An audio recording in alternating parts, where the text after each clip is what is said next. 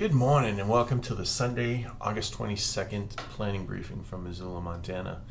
Looking at our key points, it's going to stay cool this week, but it's going to dry out compared to what we've had going on. Most of western Montana and central Idaho has seen bountiful rain, anywhere from 1 inch to 2 inches. So it's been a really good week setting back those fires.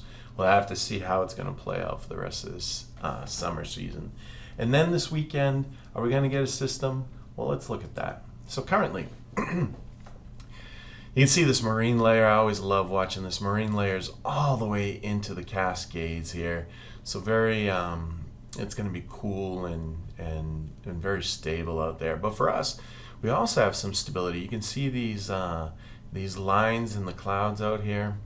That means the valleys have stable air in them as the upper level winds blow westerly across the mountains. It kind of dips and comes back up, dips and comes back up, and that's what creates these lines parallel to our mountains. We call them stable waves. You can see a little bit of smoke. Depending upon how the flow changes over the week, especially if it becomes southwest flow, it may bring some of the smoke from California up here. But we're going to stay progressive for most of the week, meaning westerly or northwesterly. And I think it's going to do a good job at keeping us clear. We'll have to see how those local fires, if they perk back up. But I mean, 1 inch to 2 inches, hopefully it helps our firefighters out. Looking at the weather threat matrix, we're keeping a low threat on Monday for some winds. We're going to continue with the westerly flow tomorrow. And it's going to turn a little bit northwesterly. So those northwest to southeast valleys like Missoula Valley are going to be really susceptible to winds. But we're looking at up to 20 miles per hour widespread and maybe 25 to 30 in Missoula just because of the orientation of our valley. And in fact, I should have waited till I brought this up. You can see that northwesterly flow. We have the higher winds over the Missoula Valley and then down in southwest Montana. But it'll still be a breezy day up in northwest Montana and in the Bitterroot Valley. Central Idaho is very difficult to get some winds in there without some forcing, some weather system coming through. So it doesn't look to be too breezy of a day in central Idaho.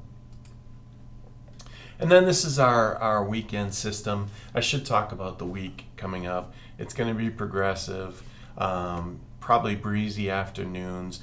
Tuesday doesn't look that breezy, but Wednesday and Thursday, breezy afternoons, not as bad as Monday. And it'll progressively dry out, of course, without the addition of moisture, and stay at or just below normal. So then this weekend, where are we at? Here's the trough over western Montana, and it'll kind of move into eastern Montana.